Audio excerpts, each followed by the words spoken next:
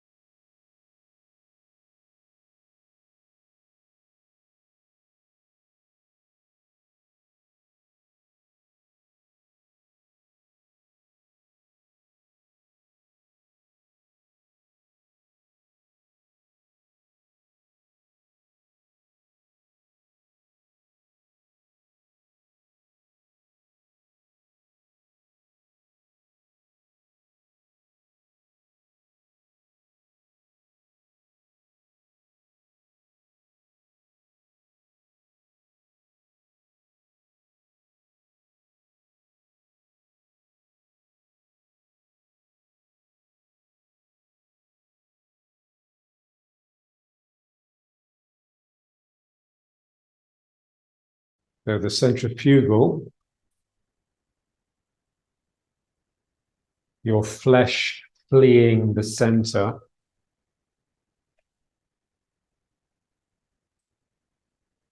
Your arms are being flung out, but also all your flesh is being loosened on your skeleton and is tending to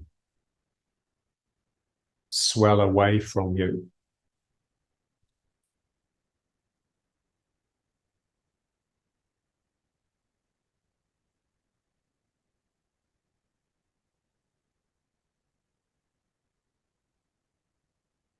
And then the centripetal.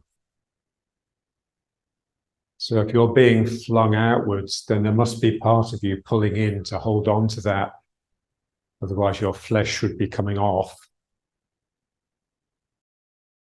A sense of drawing into your center, but also a sense that you're like a target and the world is homing in on you.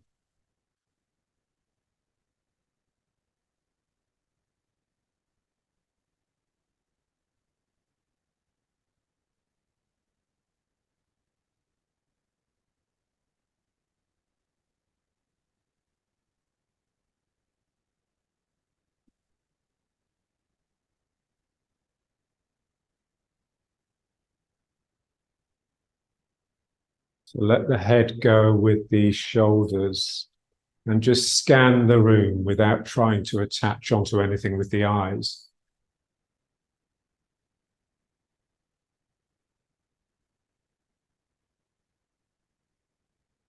And constantly letting go with the shoulders.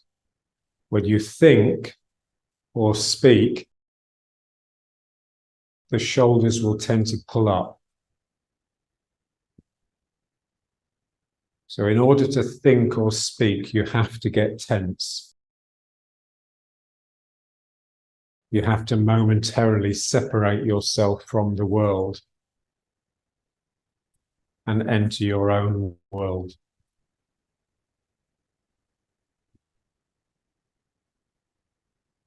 So that's the wrong sort of centripetal. That's the wrong sort of gathering in. We want to gather in about the spine and particularly the dantian, not gathering into the head.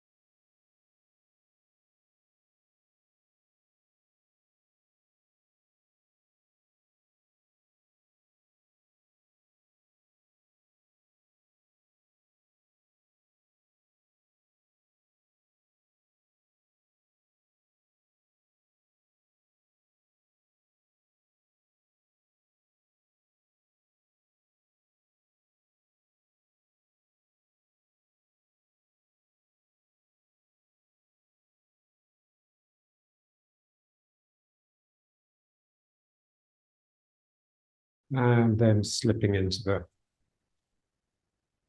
second one.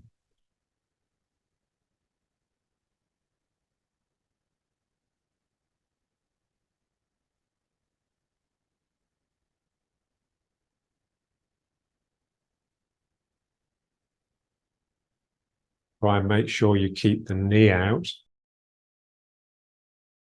Feel the hand scooping under the foot and lifting into the heart.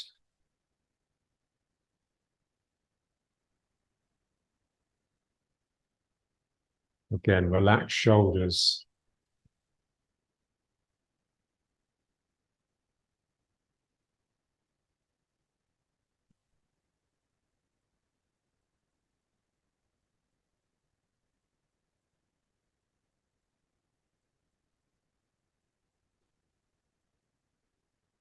Shoulders are heavy, sacrum is heavy.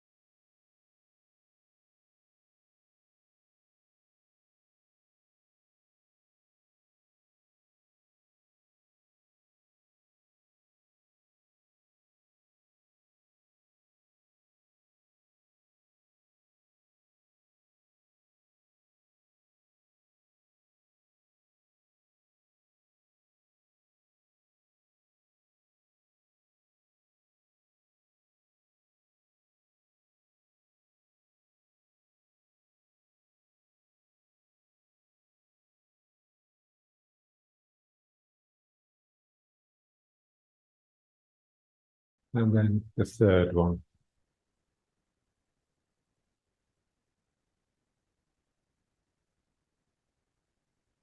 So you're directing the centrifugal. The arms are now flinging away from the body.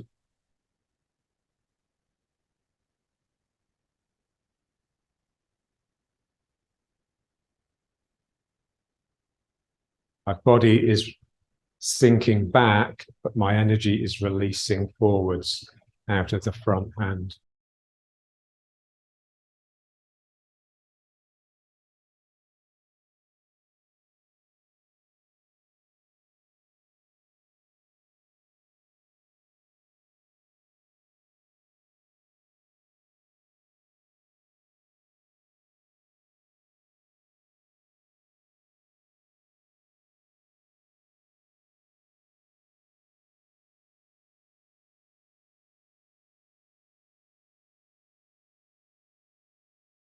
Loosen the arms.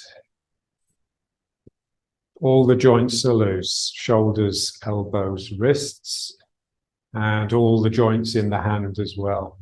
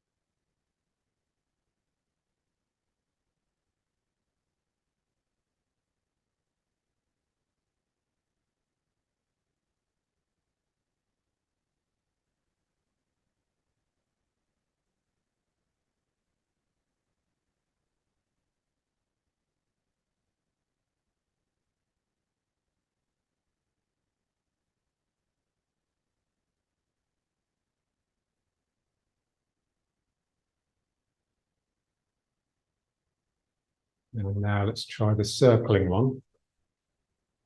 And just try and bend the legs to go down rather than just inclining the back.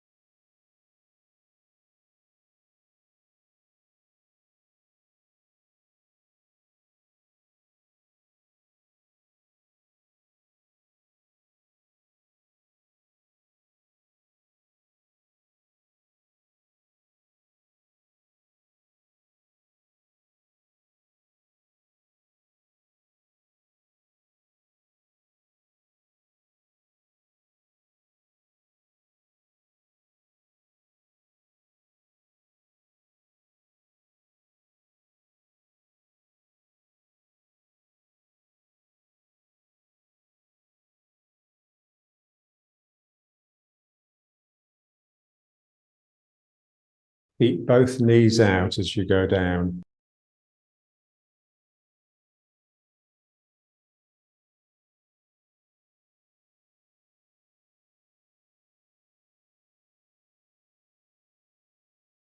And then just change direction.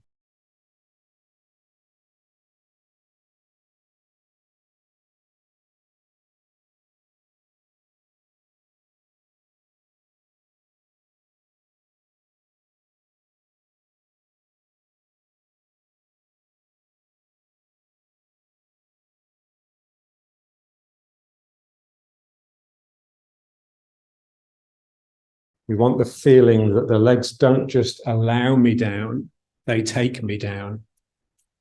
So my legs are bending here to actually take me down to the ground. They're not bending under sufferance, they're intending it, they're very active.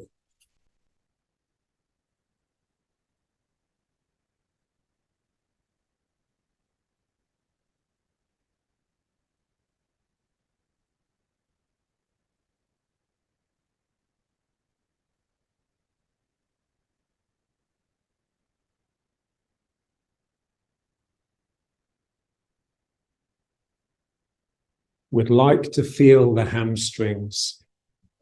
So here, my leg here is actively bending by tightening this muscle to take me down.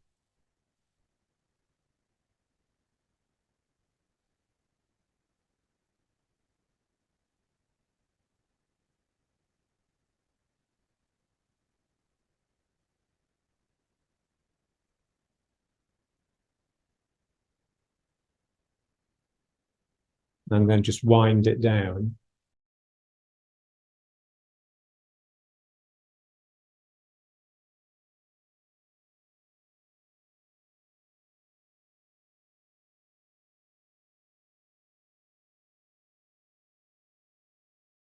Riding horse, a deep riding horse. Knees out, feet in, elbows out, hands in.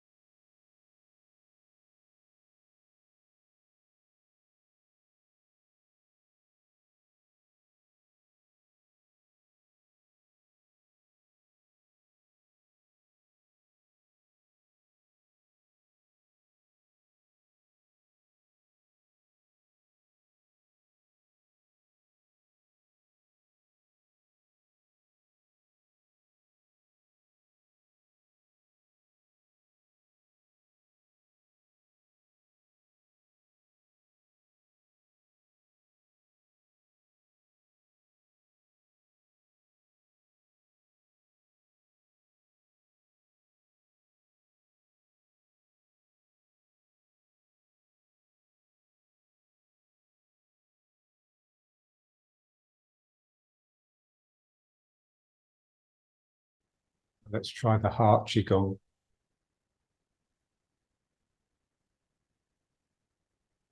Really opening the shoulders here.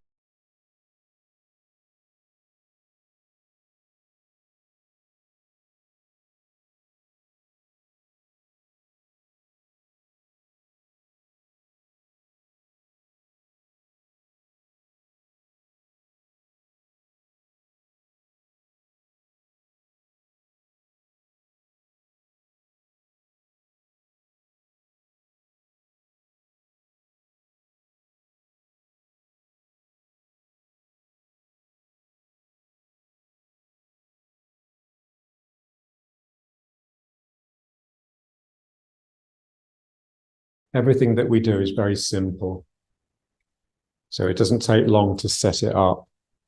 So once it's set up, use the mind to observe how the exercise is affecting you, affecting your feelings, but also affecting your energy.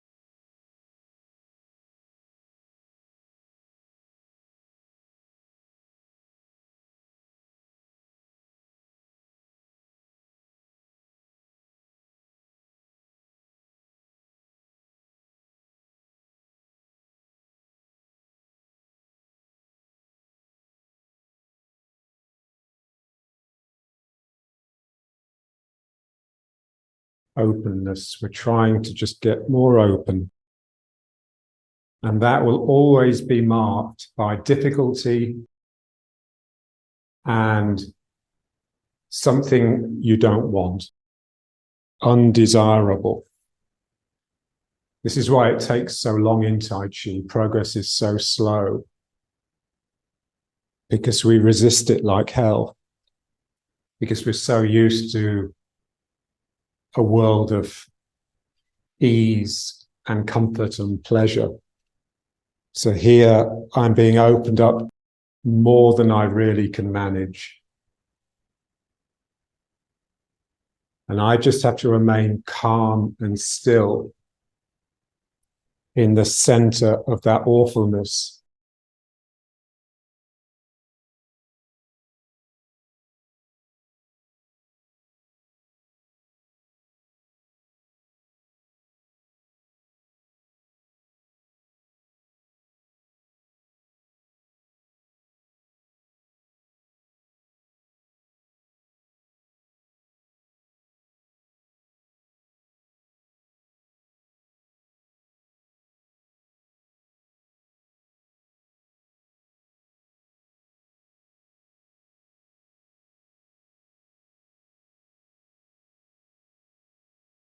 Now, this time when we come up, really open here, and then let it come into ward off.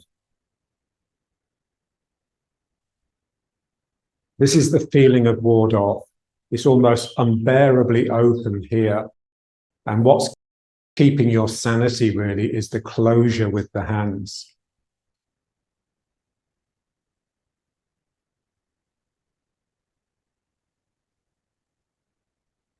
You want the same feeling in the legs. The knees are really wrenching this open here. My sacroiliacs are so open, it almost feels like my insides are going to fall out. These are very open. And it's just the grabbing of the ground with the feet that keeps me together.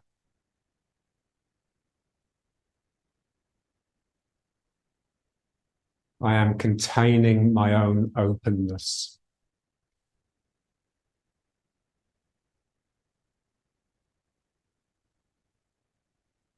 And now let's breathe.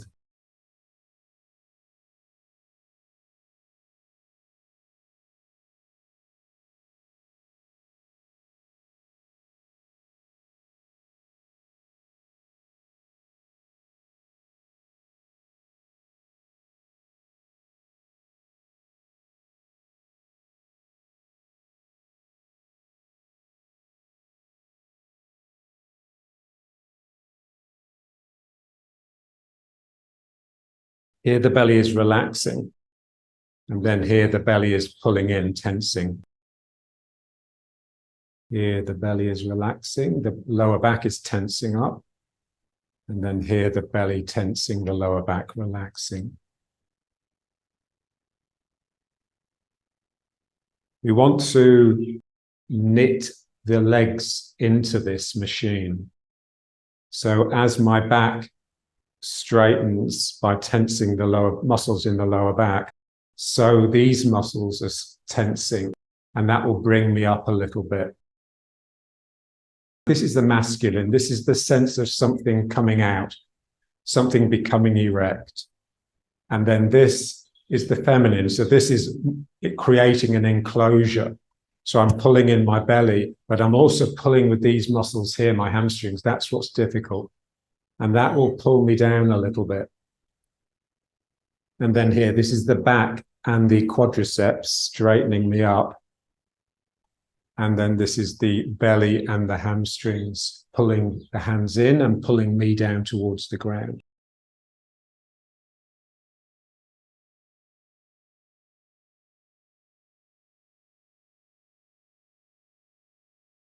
We're trying to unify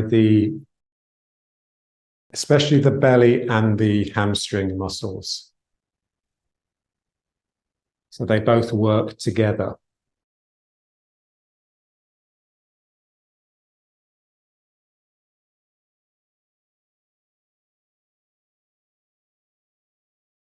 So I'm actively pulling the hands in with my belly, but I'm also actively pulling myself down to the ground with the hamstrings.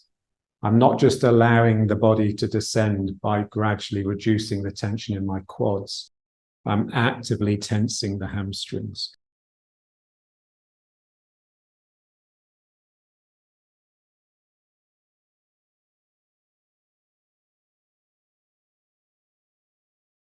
Until the hamstrings become developed and very active, we only have half a leg, really. We only have the front of the thigh.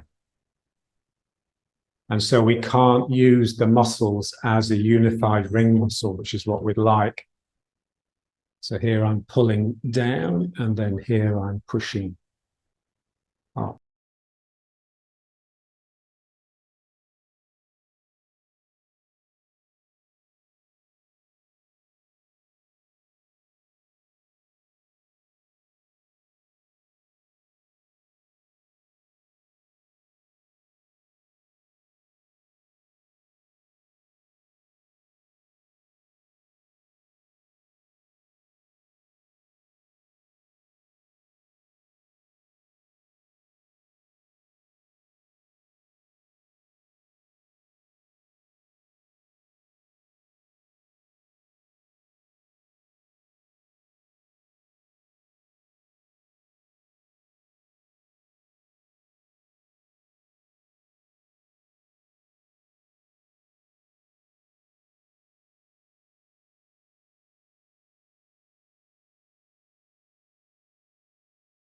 Moving from leg to leg, using the empty leg to scoop. So this leg is trying to use the outside edge to scoop the ground like this to pull me into it.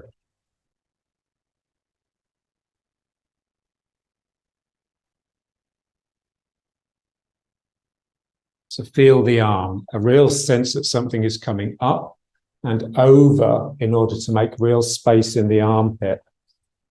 Same feeling in the leg, a sense that the hip is rising and descending into the foot, and then the foot pulls towards the other foot. So the armpit becomes open, but so does this, the leg pit.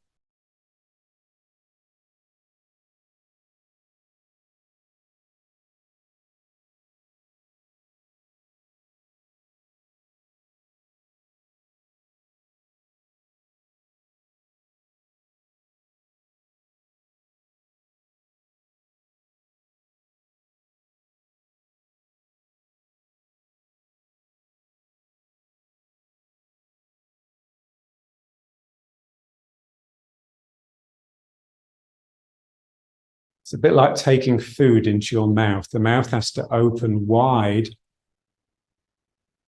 in order to let the food in. Same here, this has to open wide and this has to open wide, my sacroiliac and my groin.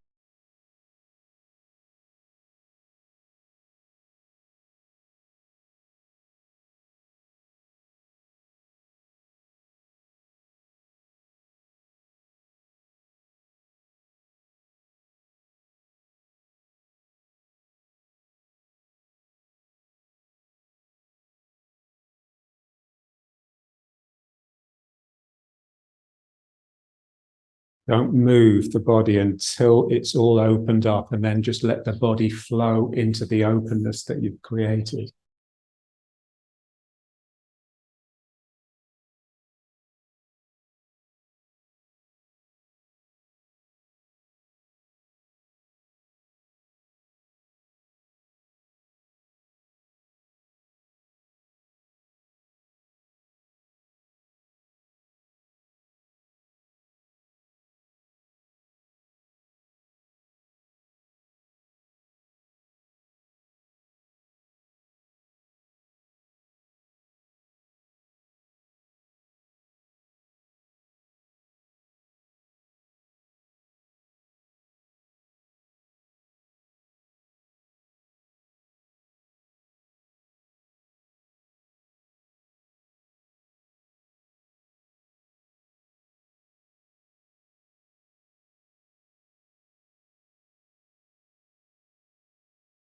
back to riding horse.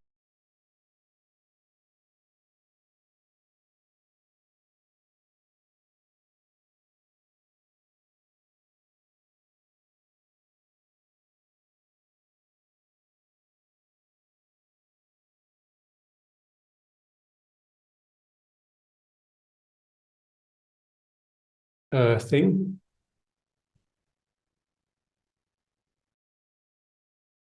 As though you're lifting something up and then just push above your head. Imagine you're touching the ceiling now. Down.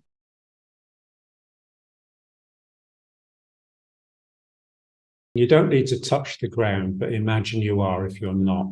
And then as though you're lifting something up all the way to the heart, and then turn the hands over and press upwards without straightening the legs too much. And then over the top and down.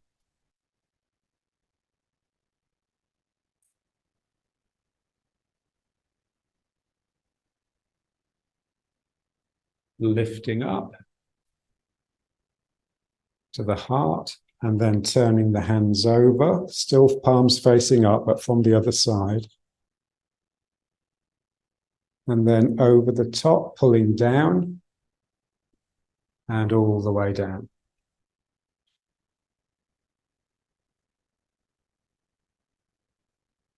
So here I'm lifting something up from the ground. And now here I'm going up to the sky, to the ceiling.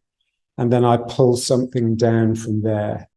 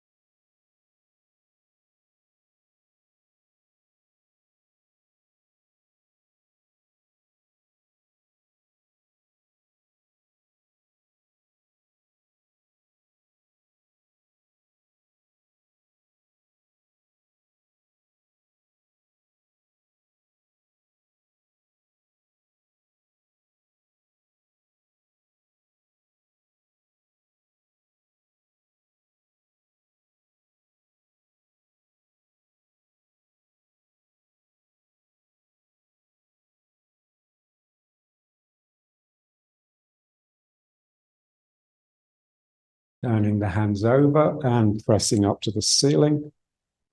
And then just drawing something down to the dantian. Now let's just try back and forth.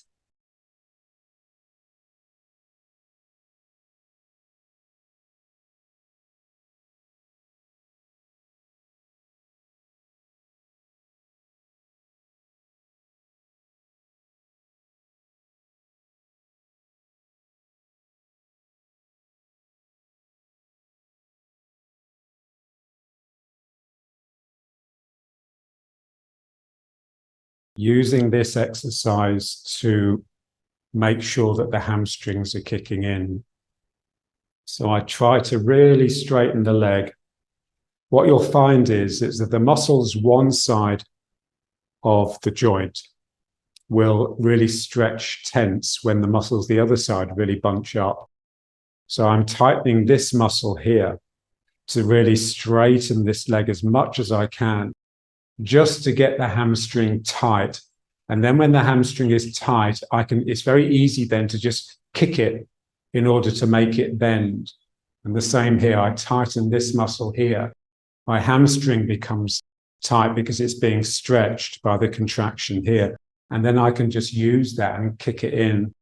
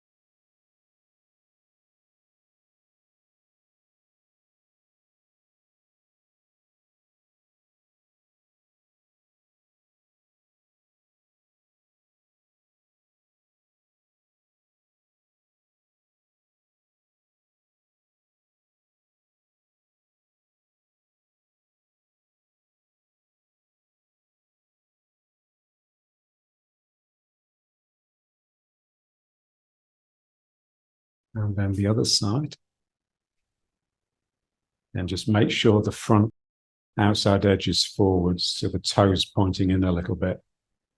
So I straighten this leg, and that will tighten the muscle at the back here, the hamstring, and then I just bend the hamstring to pull myself forward. Now I tighten here, and the hamstring kicks in.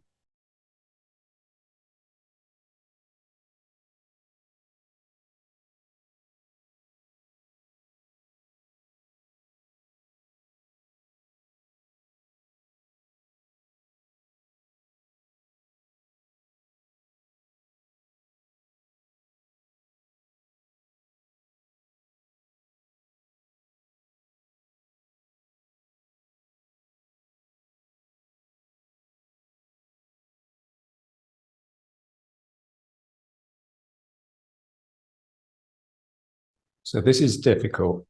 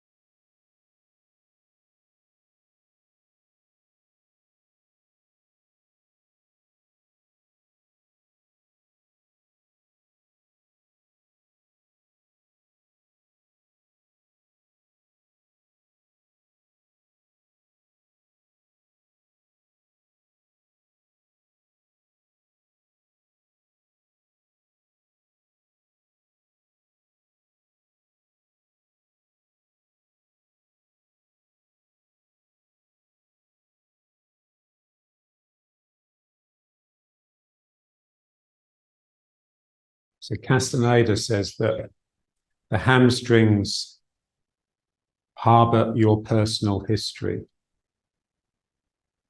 And so they really need to be worked and activated in order to become clear of that.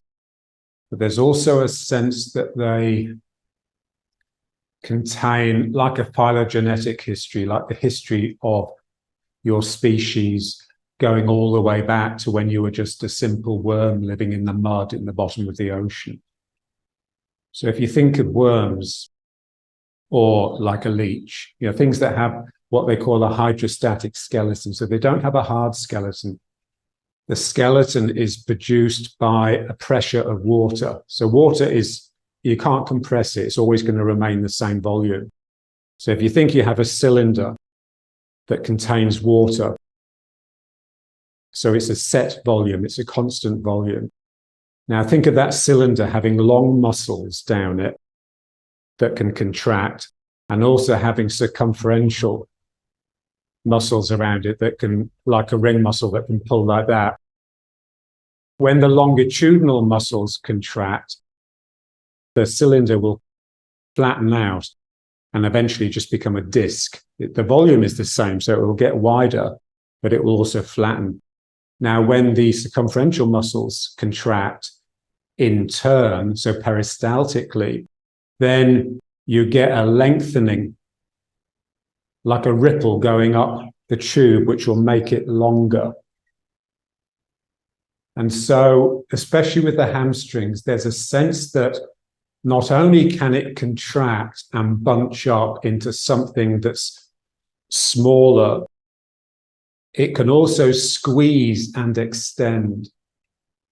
So especially true of the hamstrings. And so when we activate the hamstrings, it really takes us back to a place before there was thought, you know, when we were just living completely responsibly with the environment. And this is why they're important. And it just also then means you have a whole leg. You don't just have a straightening leg from here. Because the trouble is, when we bend the leg to actually move ourselves, we're still just releasing this in order to allow gravity to pull me in that direction. So I really want to get these muscles kicking in. So it requires this to be very open here. And it's just a very, very different mind. It's a really intense, awake, spirited mind. You really are thrown into heightened awareness to get these active. And you just have to work on it. So that exercise we've just done is the best I know. The back leg is difficult, so just concentrate on the front leg. And then when you swap the feet round, you can keep the feeling in the leg that is now the back leg.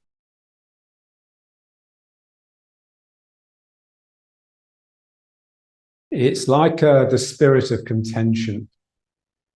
So there's something in you that's always fighting, but fighting in a sort of gentle way. Remember when, John tried to invent the perfect machine to develop Tai Chi strength. And what it was a wetsuit, a rubber wetsuit that is just a little bit too small for you, that inhibits every movement you try to make. So even the breathing and the heartbeat, you have to work. And so every movement you're moving against a resistance, something that's just making sure that it's real and that it's intentional. It's not just careless. And then there's energy, because without intention, there's no energy. And intention is really just a focused mind. So attention is just becoming quiet and just bringing your mind to what's here. And intention is just really focusing. So this is here. The elbows, if you like, are the attention, and the hands are the intention, focusing in. And the same here.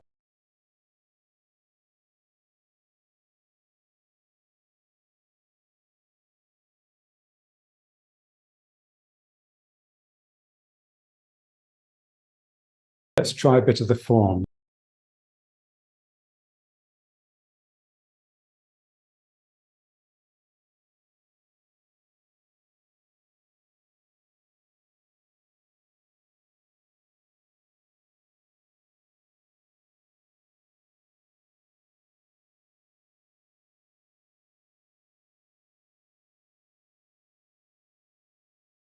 So sinking is like the yin, like the feminine. And so that's the container, if you like. The rising up, the attacking is the yang. So that's like coming up the middle.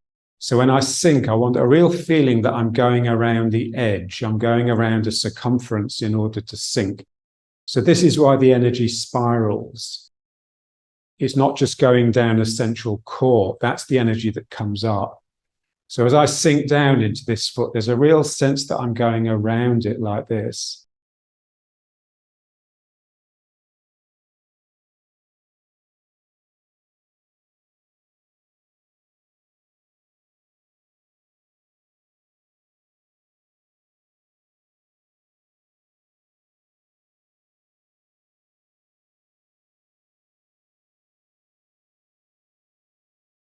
The same thing here. This is going around like that.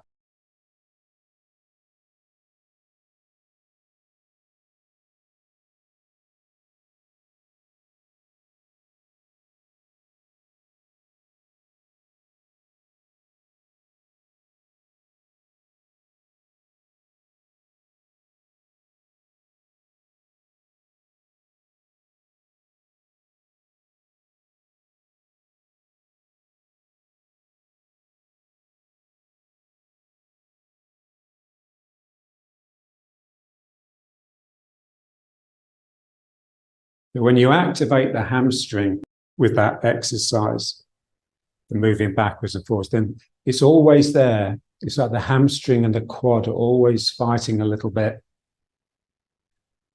Because without that, there's no real energy.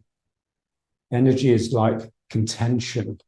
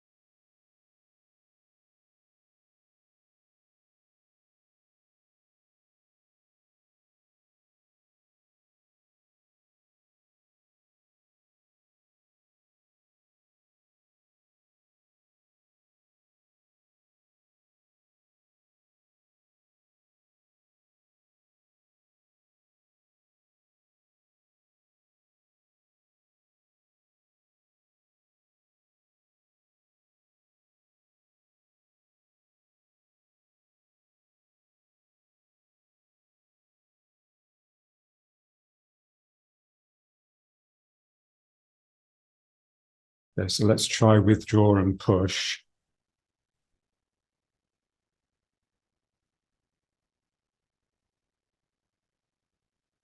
So we have to stay in the front foot. So here, this is a place where you can really straighten the back leg and get the hamstring tight.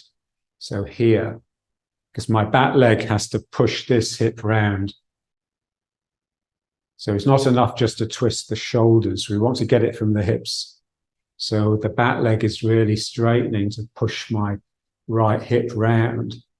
And then the straightening here will just kick the longitudinal muscles in the hamstring, the tightening, bunching muscles in, and then this will just tighten in order to pull me back. So here I'm squeezing, and then here I'm tightening, and then the front leg is straightening, and then the front leg bends, and that brings me into the push. So this is a great posture for practicing the hamstrings. Tightening the hamstring, and then let it tighten up and pull. The hamstring in the left leg, and now this is the back leg straightening into here.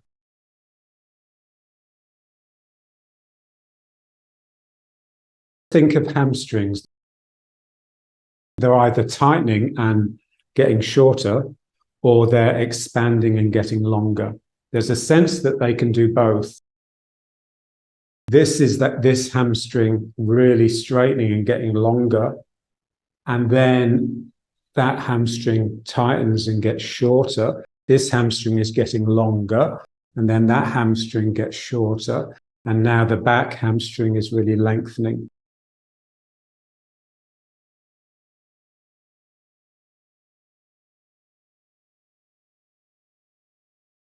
So there's a sense of sort of almost like squeezing yourself through a small aperture. Think of like the octopus, you know, how it can just slip through really small holes just by squeezing itself in and oozing. So hamstring use has got a really oozy feeling. It's very primitive.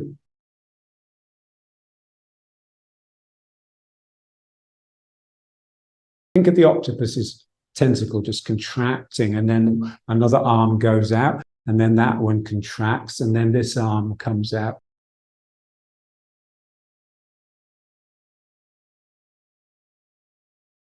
So the real activity in the legs comes from the hamstring. It doesn't come from the quad. The quad is more like a supporting muscle.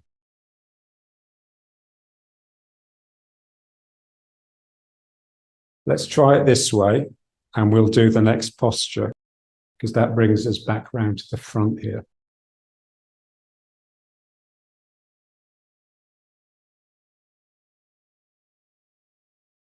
Squeezing here, lengthening this muscle to push me round.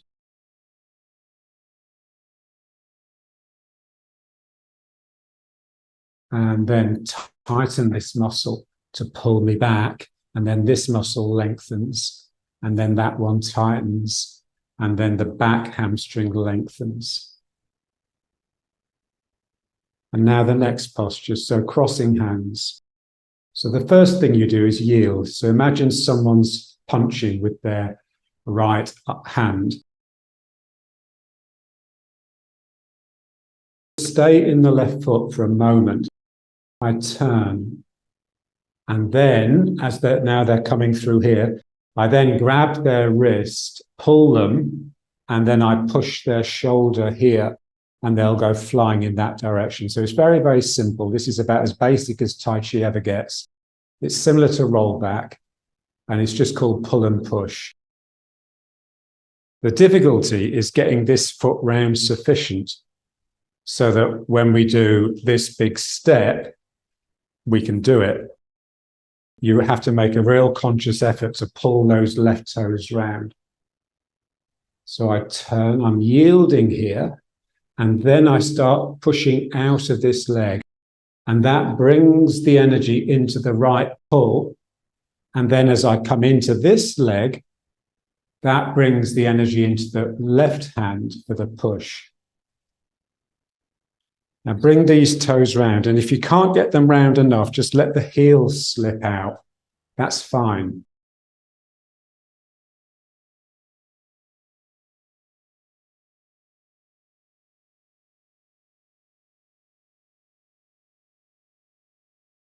So I turn, pulling with the right hand from the left foot, and then pushing with the left hand from the right foot.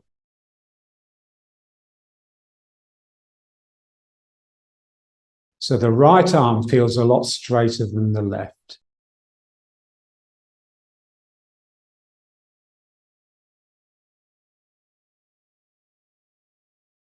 Yield. I pull. I push.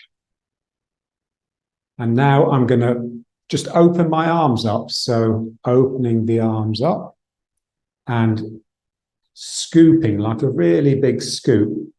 And then just lifting the arms into crossing hands. The right arm is like a ward off, and the left wrist is just resting on the right wrist on top. So the left arm feels quite loose, like if it slipped off, it would just fall down, whereas the right arm is definitely strong.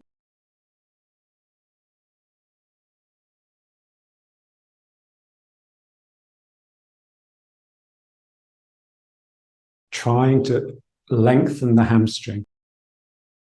The back leg is difficult because the more I use it to push this hip around, the more my knee is compromised coming in, and the more I tend to lose the ground in this gripping way. So there's always a trade-off with these things. So you just have to use your intelligence. Scan the principles.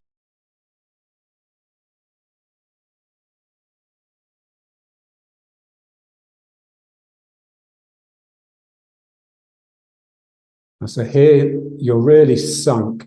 You've still got most of the weight in the left foot.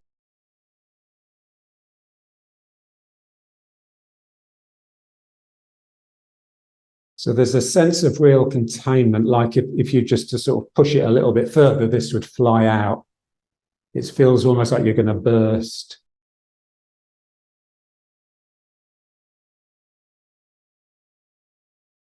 From the punch, so put the withdraw and push and the crossing hands. So really straightening the back leg to push that right hip around, and then bend the back leg to pull the hip back, straighten the front leg, and then bend the front leg to pull this hand in here, and straighten the back leg to push this hand forward.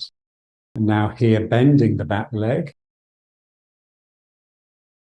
pull and push.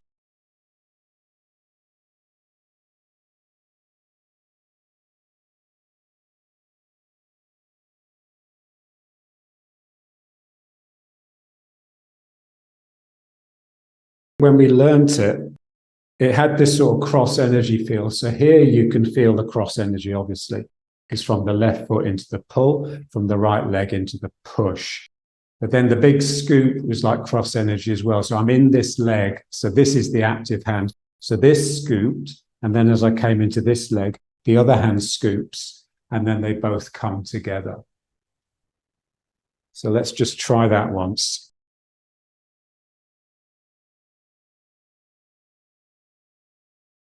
Turning, and then move the weight.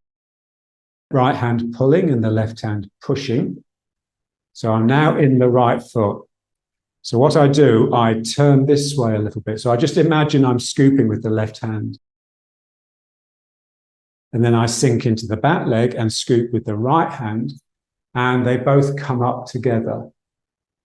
And ideally, you end up with the arms in position and the foot hitting the ground at the same time. When one part moves, all parts move. When one part stops, all parts stop.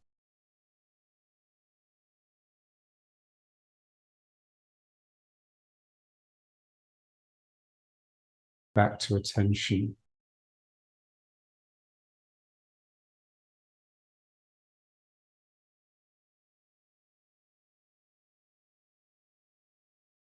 Feel the shoulders. So Tai Chi throws you into roundness, but it's not a sort of held structural roundness. It's just a roundness that comes from the turning. It's more like a centrifugal, so that when you become still, everything just becomes this line. You lose that sort of swelling roundness. So we want to be able to just come back to neutral, come back out of roundness. So our roundness is really in our energy and then reflected in the body.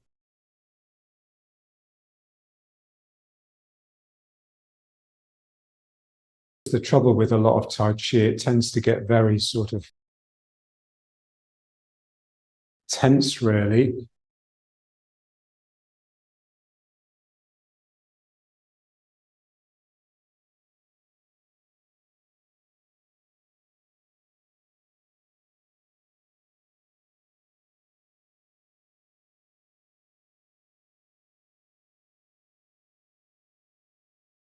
Feel gravity just sort of washing down you in waves. So, ooh, and then another one comes up, and then another.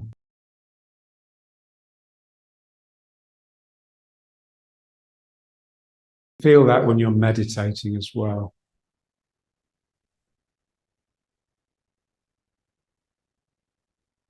So that should be the mechanism really for the mind becoming quiet.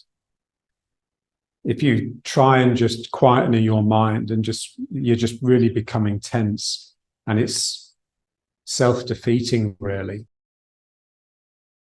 You just got to just sit there and just be patient. Just let gravity quieten you down.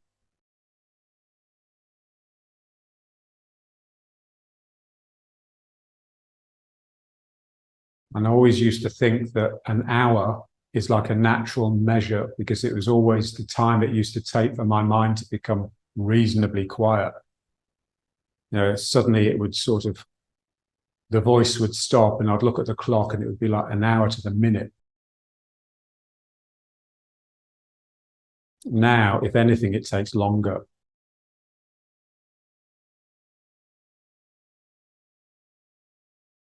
It's always an uphill struggle.